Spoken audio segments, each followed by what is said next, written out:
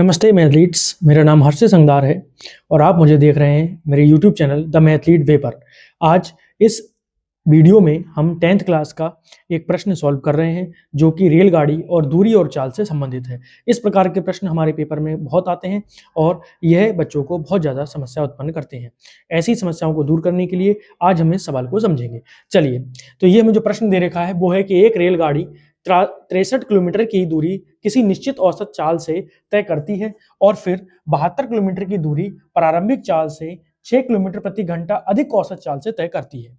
यदि यह पूरी यात्रा 3 घंटे में तय करती है तो प्रारंभिक औसत चाल क्या थी? तो हमें इसमें प्रारंभिक औसत चाल ज्ञात करनी है। तो सबसे पहले जो हमें ज्ञात करना होता है हम उसी को मान लेते हैं, ठीक है? तो हम क्या करेंगे, यहाँ पर इसकी प्रारंभिक औसत चाल को मान लेंगे। तो हमने मान लिया, माना रेलगाड़ी की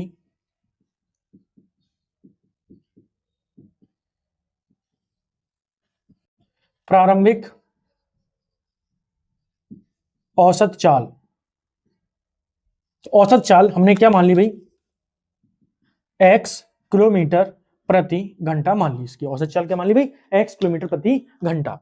ठीक है, अब देखो हमें यहां पर बात किसकी करनी है, हमें करनी है यहां पर समय की बात, क्योंकि जो समय है वो कितना लग रहा है, 3 घंटे का। और हम जानते हैं क्या कि समय बराबर जो फॉर्मूला होता है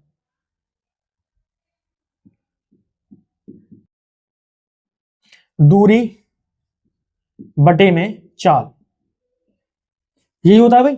ठीक है, अब इसी का हम प्रयोग करेंगे। सबसे पहले हम यहां पर लिखते हैं प्रश्नानुसार। प्रश्नानुसार हमसे कहा क्या गया उसको देखते हैं। हमसे ये कह रहे हैं कि 63 किलोमीटर की दूरी निश्चित औसत चाल से कर रही है, ठीक है, और 72 किलोमीटर की दूरी प्रारंभिक चाल से 6 किलोमीटर अधिक चाल से कर दी है, ठीक है भाई।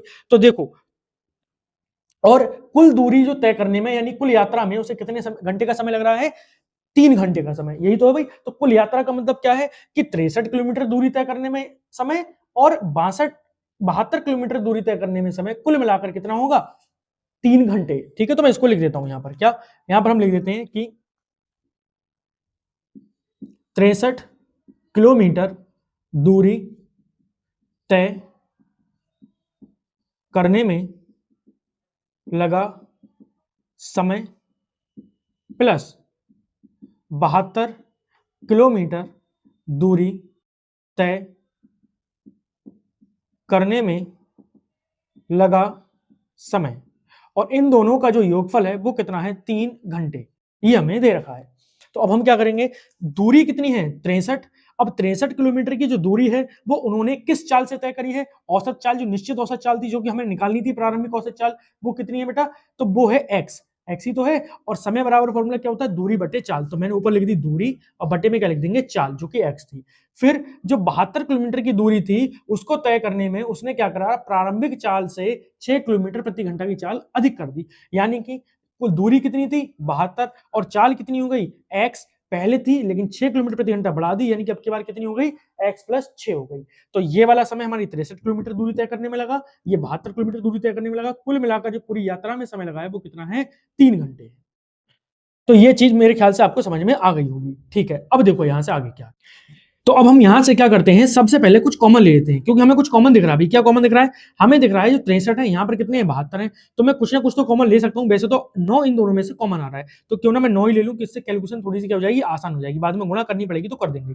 9 मैंने कॉमन ले लिया, तो यहाँ पर क्या बचेंगे, 7 और बटे में x प्लस 9 थे 72, 8 और बटे में x प्लस 6 बराबर में कितने हो जाएंगे भाई, 3। ठीक है, अब देखो ये वाले 3 से ये वाले 9 कटेंगे, यहां पर बचेगा 1, और यहां पर अब कितने हो जाएंगे भाई, 3 3 9। ठीक है भाई, चलो अब देखो आगे क्या करें, यहां 3 लिख लेते हैं, यहां पर अब देखो एलसीएम ले रहे हैं, एलसीएम क्या जाएगा, एलसीएम आ जाएगा x और साथ में x प्लस 6, x से x कटेगा, बचेगा क्या, x प्लस 6, यानी कि 7 की गुणा हो जाएगी किससे, x प्लस 6 से, प्लस का चिन्ह लग रहा है, x प्लस 6 से x प्लस 6 कटेगा, यानी कि 8 की गुणा किससे हो जाएगी भाई, x से, और बराबर में क्या है, 1, यही है भाई। ठीक है, एक लाइन और, क्या यहां पर तो 3 रहने देते हैं, अंदर गुणा करते हैं, यहां पर बताओ, 7x प्लस 7 छंग 42 प्लस 8x, और बटे में इनकी गुणा कर देते तो ये हो जाएगा x स्क्वायर प्लस में 6x और बराबर में 1। ठीक है भाई, यहां तक बात समझ में आ गई होगी। अब इधर कर रहे हैं, अब हम करेंगे क्या, 3 की गुणा अंदर कर देंगे और देखो यहां पर 1 है बटे में 1 है, यानी कि ऊपर वाली की गुणा यहां पर होगी, इसकी गुणा यहां पर होगी, है ना। तो मैं गुणा कर देता हूं, पहले 3 की गुणा कर देता हूं, तो यहां आ जाएंगे 7 तियां 21 x प्लस 3 दूनी 6, 3 चौक 12, 126। ठीक है भाई, और 3 अट्ठे 24। वैसे तो ये जुड़ जाते, चलो कोई बात नहीं, हम जोड़े नहीं थे। यहां पर भाई देखो नीचे क्या बच रहा है, एक्स स्क्वायर और प्लस में 6x बराबर में 1 और बटे में 1। जरा देखो भाई 21 और 24 इनको हम जोड़ ले रहे हैं, तो ये कितने हो जाएंगे भाई, 45x। ठीक है, प्लस में 126 बटे में एक्स स्क्वायर और प्लस में 6x बराबर में 1 और बटे में 1। कैंची वाली गुणा कर देते हैं, इनकी गुणा यहाँ पर कर देना है, तो यहाँ पर आ जाएगा एक्स स्क्वायर प्लस में 6x बराबर में 45x प्लस में 126। सभी चीजें इधर आ जाएंगी, तो ये हो जाएगा एक्स स्क्वायर प्लस देखो भाई 6x और माइनस के 45x माइनस के 126 बराबर में 0।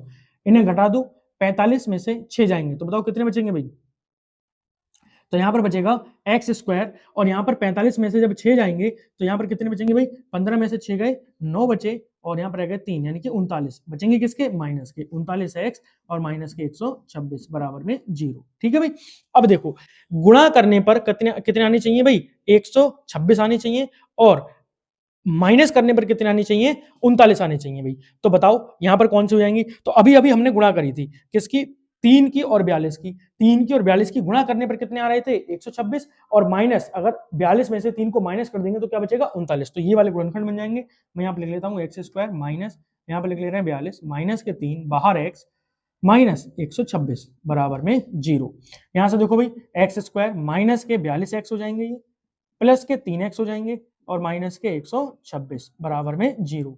यहां से क्या कॉमन आ रहा है, x, तो यहां हो गया x माइनस 42 प्लस यहां से कितने कॉमन आ रहे हैं बेटा, 3, तो यहां से क्या बचेगा, x माइनस 42 बराबर में 0। अब देखो भाई x माइनस 42 दो बार है तो मैंने कॉमन ले लिया x माइनस 42 और दूसरी क्या बचेगा, x प्लस में 3 बराबर में 0। तो यहां से x माइनस 42 बराबर 0 के होगा या फिर x प्लस 3 बराबर 0 के होगा। तो यहां से भाई x का मान कितना आएगा, x का मान आएगा 42 या फिर x का मान कितना आएगा, माइनस के 3। तो जो चाल है वो तो नेगेटिव होगी नहीं, इसीलिए मैं इसको क्या लिख लेता हूं, अमान हो जाएगा, ये वाली वैल्यू क्या हो जाएगी भाई, अमान। तो बताओ चाल हमारी कितनी हो गई, इसकी जो रेलगाड़ी की प्रारंभिक चाल होगी वो कितनी होगी, 42 किलोमीटर। तो मैं यहाँ पर लिख दूंगा अतः प्रारंभिक चाल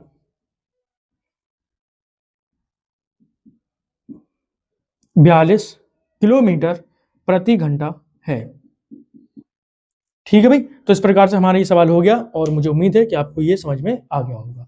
और अगर यह प्रश्न आपको समझ में आ गया है तो इसी प्रकार के अन्य प्रश्नों को समझने के लिए, उन्हें देखने के लिए आप मेरे चैनल द मैथलीड वे को सब्सक्राइब कर सकते हैं और इन वीडियोस को अपने मित्रों तक शेयर कर सकते हैं। इसी तरह मेहनत करते रहिए, पढ़ते रहिए। अब मिलते हैं अपनी अगली वीडियो में। धन्यवाद।